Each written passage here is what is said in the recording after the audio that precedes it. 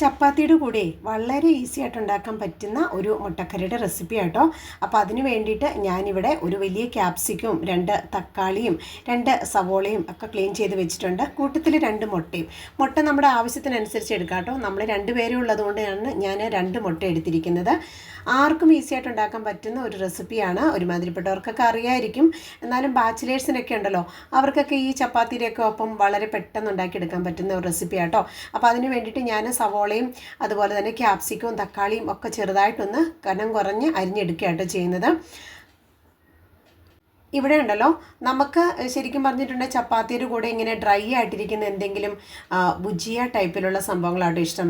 ഇവിടെ ഈ നോർത്ത് ഇന്ത്യയിൽ ബുജിയ എന്നാണ് പറയണത്. കിഴങ്ങ് ഫ്രൈ അല്ലെങ്കിൽ മറ്റെന്തെങ്കിലും വെജിറ്റബിൾസ്, ഇപ്പം പയർ അല്ലെങ്കിൽ ബീൻസ് അങ്ങനെയുള്ള എല്ലാം നമ്മളിങ്ങനെ മെഴുക്കുവറ്റി അല്ലെങ്കിൽ ഡ്രൈ ആയിട്ടുണ്ടാക്കുന്ന ആ ഒരു കറി ഉണ്ടല്ലോ, അതാണ് കൂടുതലായിട്ട് ഇഷ്ടം. പ്രത്യേകിച്ച് എൻ്റെ മക്കൾക്ക് അതാണ് ഇഷ്ടം. പക്ഷേ നമുക്കിങ്ങനെ എന്തെങ്കിലും ഒരു തിക്ക് ഗ്രേവിയോട് കൂടി ഉണ്ടാക്കണമെങ്കിൽ ഈ ഒരു രീതിയിലുള്ള മുട്ടക്കറി ആട്ടോ ഞങ്ങൾ മിക്കവാറും ഉണ്ടാക്കാറുള്ളത്.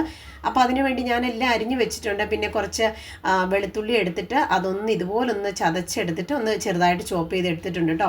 എന്നിട്ട് ഇനി പാൻ വെച്ച് നമ്മൾ അതിനകത്തോട്ട് ആവശ്യത്തിനുള്ള ഓയിൽ ഒഴിച്ചു കൊടുക്കുക. ഇതിന് ഒരുപാട് ഓയിലിൻ്റെ ഒന്നും ആവശ്യമില്ല കേട്ടോ. എന്നിട്ട് കടുക് നമ്മൾ ഇട്ട് കൊടുത്തിട്ടുണ്ട്. അതിനകത്തോട്ട് നമ്മൾ ചതച്ച് വെച്ച ആ ഒരു വെളുത്തുള്ളി ചതച്ചിട്ട് ഞാനത് ചെറുതായിട്ട് ചോപ്പ് ചെയ്ത് കൊടുത്തിട്ടുണ്ട് കേട്ടോ. അതൊന്ന് മൂത്ത് വന്നു കഴിയുമ്പം നമ്മൾ അരിഞ്ഞു വെച്ചിരിക്കുന്ന സവോള ഇട്ട് നന്നായിട്ട് മിക്സ് ചെയ്തെടുക്കുക. സവോള അത്യാവശ്യം നന്നായിട്ട് വഴന്ന് വന്നു കഴിയുമ്പോഴാണ് പിന്നെ നമ്മൾ ബാക്കിയുള്ള പൊടികളൊക്കെ ചേർത്ത് കൊടുക്കുന്നത്. അപ്പോൾ ഇത് ബാച്ചിലേഴ്സിനൊക്കെ വളരെ ഈസി ആയിട്ട് ഉണ്ടാക്കാൻ പറ്റും കേട്ടോ. ഇപ്പോൾ അത്യാവശ്യം നന്നായിട്ട് വഴന്ന് വന്നിട്ടുണ്ട്. അതിനകത്തോട്ട് ഞാൻ ആവശ്യത്തിനുള്ള മഞ്ഞൾപ്പൊടി, മുളക് പൊടി, മല്ലിപ്പൊടി, പിന്നെ കുറച്ച് കുരുമുളക് പൊടിയും കൂടെ ചേർത്ത് കൊടുത്തിട്ടുണ്ട് കേട്ടോ. നിങ്ങൾക്ക് എഗ് മസാലയൊക്കെ കയ്യിലുണ്ടെങ്കിൽ ചേർത്ത് കൊടുക്കാം.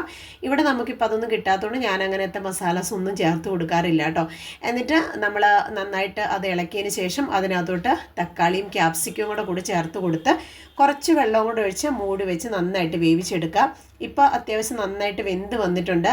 ഇങ്ങനെ തിള വരുന്ന സമയത്ത് തന്നെ നമുക്ക് എത്രയാണോ മുട്ട ആവശ്യമുള്ള ആ മുട്ട ഇതുപോലൊന്ന് പൊട്ടിച്ച് ഒഴിച്ചു കൊടുക്കണം. ആ ഉണ്ണി പൊട്ടിപ്പോകാതെ കേട്ടോ. എന്നിട്ട് അതിൻ്റെ മുകളിൽ കുറച്ച് കുരുമുളക് പൊടിയും കുറച്ച് ഉപ്പും കൂടി വെതറി കൊടുക്കുക. എന്നിട്ട് നമ്മൾ മൂടി വെച്ച് ഒരു 2 മിനിറ്റ് മാത്രം ഒന്ന് കുറഞ്ഞ ഫ്ലെയിമിൽ ബോയിൽ ചെയ്തെടുക്കുക. ഇത് കണ്ടോ, നമ്മുടെ അടിപൊളിയായിട്ടിരിക്കുന്ന മുട്ടക്കറി റെഡി ആയിട്ടുണ്ട് കേട്ടോ. ഇതുപോലെ ഒന്ന് ട്രൈ ചെയ്ത് നോക്കിയിട്ട് അഭിപ്രായം പറയണേ.